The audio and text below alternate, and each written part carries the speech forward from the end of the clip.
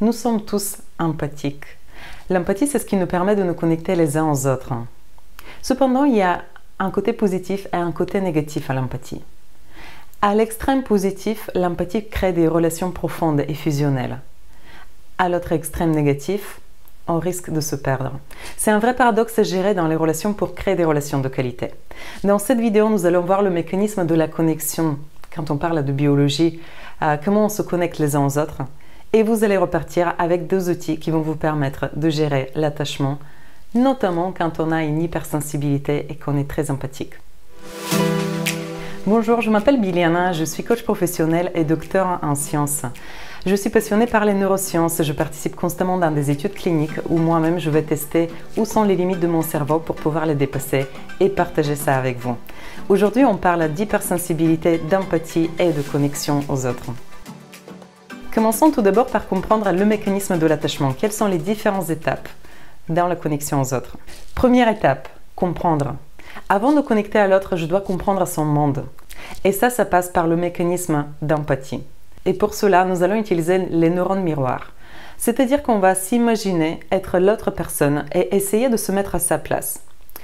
Concrètement, il y a des études qui montrent que lorsqu'on essaye de comprendre notre interlocuteur, on va faire des micro-gestes d'imitation des expressions du visage pour essayer de comprendre l'état émotionnel dans lequel se trouve la personne. Donc la toute première étape, on se met à comprendre l'autre en imitant en quelque sorte, en micro-mimant la gestuelle et en essayant de nous placer à sa place. La deuxième étape, c'est la connexion. Une fois que j'ai compris le monde de l'autre, je peux commencer à connecter grâce aux similitudes que j'identifie entre lui et moi. Les similitudes peuvent être à plusieurs niveaux, notamment au niveau des valeurs, ce qui va créer une connexion profonde. Mais en même temps, on peut aussi créer des similitudes en se mettant dans le langage verbal et non verbal de l'autre, en étant dans la même tonalité de voix, la même gestuelle et en essayant d'utiliser les mots qu'il utilise. Ça aide la connexion, ça crée le rapport et ça installe de la confiance. Dans l'étape de la connexion, le mécanisme du jugement est celui qui va déterminer à quel point vous arrivez à connecter avec l'autre. Lorsqu'on juge quelque chose de positif chez l'autre, on se reconnaît chez lui et on connecte facilement. Lorsqu'on juge que l'autre il a des traits de caractère négatifs, on crée la déconnexion et on coupe la relation. Il y a une étude intéressante sur ce point-là qui montre que le jugement de soi active le même pattern neurologique que le jugement de l'autre. C'est-à-dire que lorsque je juge quelque chose de bien chez l'autre, je le juge étant bien chez moi et ça crée de la connexion. D'où l'intérêt de travailler ces jugements et de nettoyer ces jugements négatifs pour pouvoir faciliter la connexion avec un nombre d'individus plus large. Retenez bien, ce que vous voyez chez l'autre, vous l'avez en vous. Et la question du jugement ne se pose pas pour l'autre. Ce que vous jugez chez lui, vous le jugez avant tout chez vous. Troisième étape, la déconnexion. Une étape primordiale. Lorsqu'on est hypersensible et lorsqu'on utilise son sentiment d'empathie, la toute première des choses, c'est de se sentir en capacité de couper la relation quand vous avez besoin de partir de la relation. Chose très difficile. Et il y a une étude scientifique qui démontre pourquoi.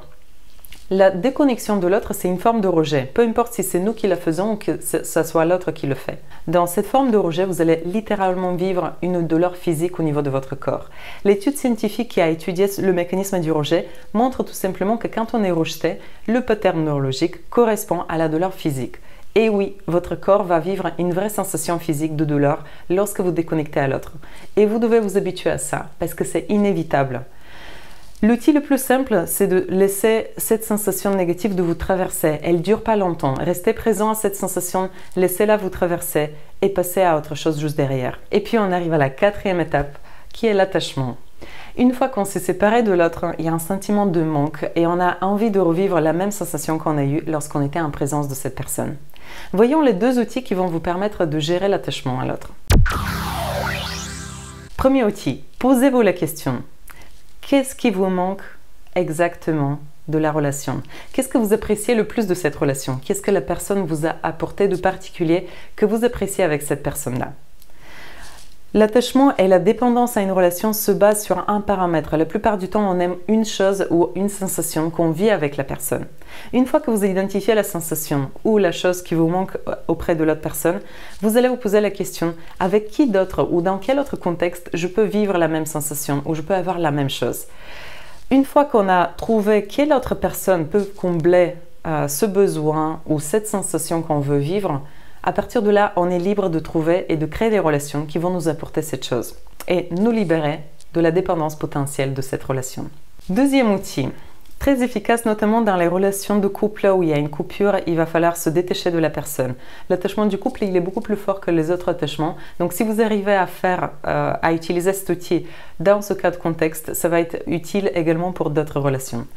L'outil consiste à visualiser le lien qui vous lie avec la personne.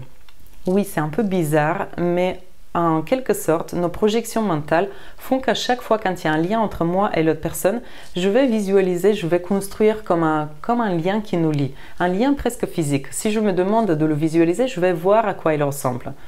Je vais le ressentir, je vais voir de quelle partie de mon corps et ressentir de quelle partie de mon corps part ce lien pour aller connecter à quelle partie du corps de l'autre. Une fois que j'arrive à identifier ce lien-là, j'observe le lien et je me demande s'il n'y a pas une partie du lien qui est saine pour la relation et une partie du lien qui est malsaine ou toxique ou de dépendance que j'ai envie de couper. Une fois que j'ai distingué entre le lien qui est sain et le lien qui est sain, c'est le lien d'amour, et le lien de dépendance, celui qui nous rend addict à l'autre en quelque sorte, celui qui nous demande d'aller chercher la présence de l'autre et de ne pas se sentir bien tout seul, j'identifie le lien toxique ou le lien de dépendance et je visualise des ciseaux ou quelque chose qui peut couper ce lien-là. Et je le fais d'une sorte pour vraiment ressentir que ce lien n'est plus là. Une fois que j'ai coupé ce lien de dépendance entre moi et l'autre personne, je vais visualiser que ce lien, je le lie à une image de moi idéale, l'image de moi libre, où je suis complètement confiant, j'ai pas besoin de l'autre pour me sentir bien. On détache le lien de la personne et on l'attache à soi-même. Le but étant bien sûr de se sentir libre et de renforcer le lien entre soi et soi-même, de ne pas avoir besoin de cette autre personne pour se sentir complet. Et pour éviter les liens d'attachement dans le futur, n'oubliez pas, chaque relation est faite sur mesure pour notre niveau d'évolution actuel. Les gens que j'attire actuellement sont des gens qui sont compatibles avec la personne que je suis actuellement. Sachant qu'on est tous en train d'évoluer, c'est normal qu'il y a des liens qui rentrent dans nos vies et d'autres liens qui sortent. On ne peut pas faire que accueillir des liens dans notre vie parce que tout simplement on est limité en termes de temps. On ne peut pas consacrer autant de temps à tous ces gens-là.